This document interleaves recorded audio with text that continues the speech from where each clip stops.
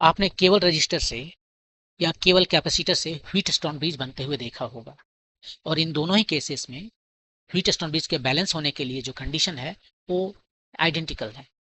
केवल रजिस्टर के केस में बैलेंस व्हीटस्टोन ब्रिज का कंडीशन है R1/R2 इक्वल टू R3/R4, और इस केस में सी और डी का पोटेंशियल सेम हो जाता है और इसलिए R5 से होकर कोई करंट फ्लो नहीं करता है। कैपेसिटर के केस में सी और डी के बीच में जब पोटेंशियल सेम हो जाता है तो C5 पर कोई चार्ज एक्यूमुलेट नहीं करता है।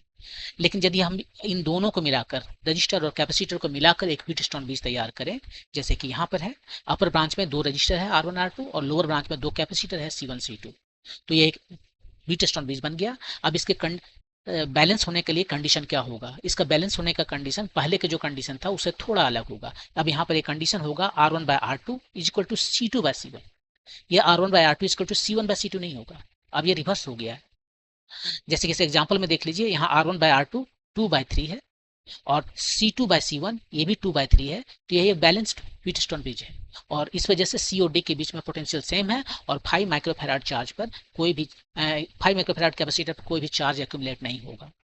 ये फार्मूला में ये जो कंडीशन है उसमें थोड़ा सा चेंज आया, वो क्यों आया? वो ऐसा, ये चेंज इसलिए आया कि यदि सी और डी सेम पोटेंशियल पर है, जो कि होना चाहिए बैलेंस व्हीटस्टोन ब्रिज के केस में, तब R1 R2 जो सीरीज में कनेक्टेड है और ऐसे ही C1 C2 भी सीरीज में कनेक्टेड है। और सीरीज में मुझे पता है कि रेजिस्टेंस के अक्रॉस वोल्टेज ड्रॉप आर रेजिस्टेंस के प्रोपोर्शनल होता है और कैपेसिटर के अगेंस्ट वोल्टेज ड्रॉप 1/C के प्रोपोर्शनल होता है।